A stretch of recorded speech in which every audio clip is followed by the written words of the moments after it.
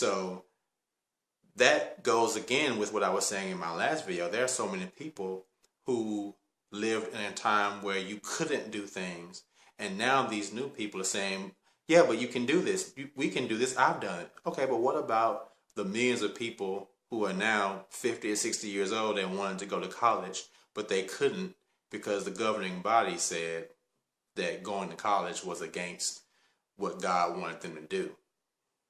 So yes, and also the Watchtower really encourages trade school.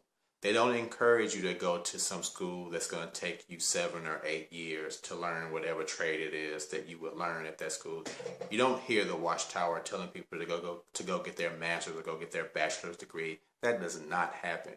That doesn't happen. So this woman, again, is correct. What she is saying is 100% true. The Watchtower is not trying to have you spend 8 years trying to get a master's or a bachelor's. They want you to spend the rest of your life getting a master's or a bachelor and getting them their money.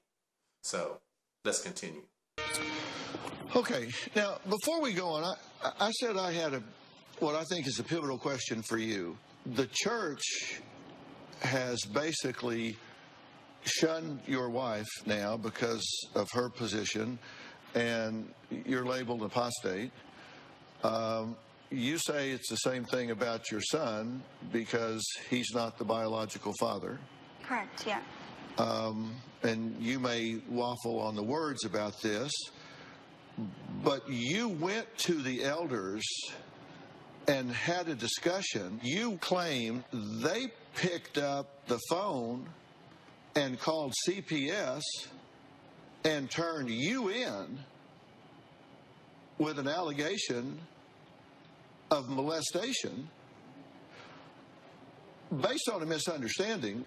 And when that was all fully explained, you claim they have refused to step up on your behalf and intervene, correct? Yes. Okay, this is where Dr. Phil starts to get very not able to understand the mind state of the person he is talking to. He is going to talk to this man in a certain way, and what he's going to do, and how I know he doesn't truly understand what he's trying to do, even though he's going to say some things that all XJWs say. But I want you to pay attention to the facial expressions of the man he's talking to, because they are going to tell why you can't approach the situation in the way that Dr. Phil is approaching the situation. So just pay attention to the man's facial expressions. Here we go. I've always had the attitude, if I go somewhere and my wife and family aren't welcome, then I'm not welcome. And if somebody tells me that I am to shun my wife and children, they can kiss my ass. And I don't care. I don't care if it's a church or the government or a school or whoever it is, because I don't believe what label or brand you put on a religion. No God that I know, which is a loving God, is going to ask me as a man to turn my back on my wife and my children. And that's got nothing to do with religion. That's got to do with being a man. And I just don't understand how you can go to these people and, as you claim, they can turn you into CPS, get your children taken away from you, shun your wife, get your children removed, refuse to intervene on your behalf, and then you just follow along and say, well, what do you want me to do now? I really have a problem with the common sense aspect of that. So tell me what you say to yourself about that. Okay, here is my problem with what Dr. Phil just did and what he's going to continue to do toward the end of this program. I'm not going to show the whole thing, but you'll see what I'm saying.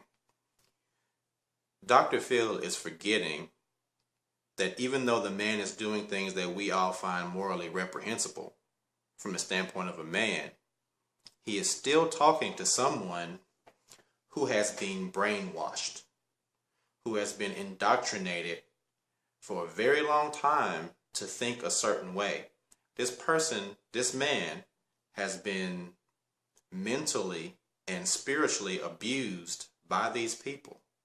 And Dr. Phil is literally questioning his common sense. He's making fun of him. He's doing things that if this was a person that was abused in any other way, he wouldn't address the situation the way he's addressing it. He would be more sympathetic and empathetic to that person. But because the topic is about Jehovah's Witnesses, and it's not something that most people are readily able to identify with, he's doing it in a way that is mocking this guy.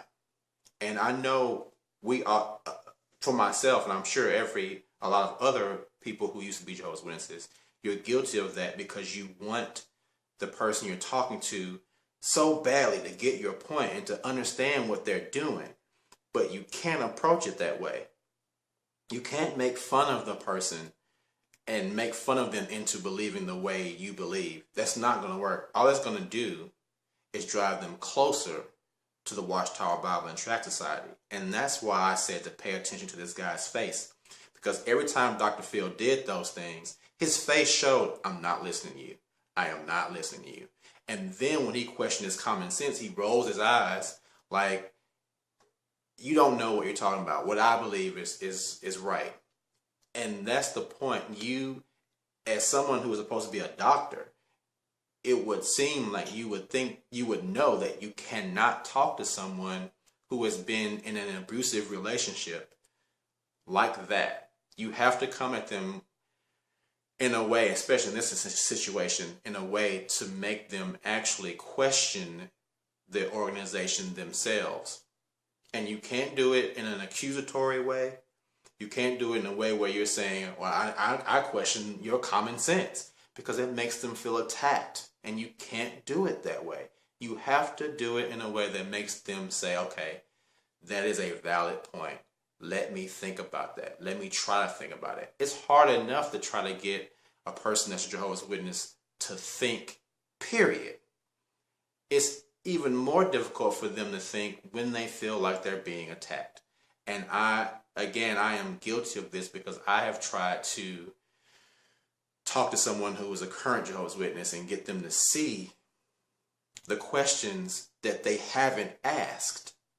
And it's so frustrating because they will actually sometimes say something that is in agreement with what you're saying, but they don't even realize that they're saying it. And then when you say, hey, did you hear what you just said? The programming is so deep that if they say something knowingly or unknowingly that goes against the Watchtower and they hear it, it's like a switch turns on and they immediately make that face like that man made, like I'm not listening to you anymore. You're an apostate. I can't listen to you anymore. And they just turn off. That's why this guy is not going to listen to Dr. Phil. And that's why I have a real issue with what he did, because if he has some type of training, he should have already known that. He should have done some research. So that makes me question whether this is a genuine opportunity for him to try to help someone, or if this is something that he's doing to ride the bandwagon of all the negative press that the Jehovah's Witnesses are going through. My point is, these things that he's doing, he shouldn't be doing this to just a guy that's in the organization. He should be asking the governing body these questions. He should be pointing this microscope to the people who are in charge. Most of us, if not all of us who are ex-Jehovah's Witnesses, don't necessarily try to blame the people who are in the congregation. Our main issue is with the governing body and the Watchtower, because they are the ones who are funneling this information down to people and brainwashing people, right? So Dr. Phil needs to better understand the mentality of someone who has been indoctrinated or brainwashed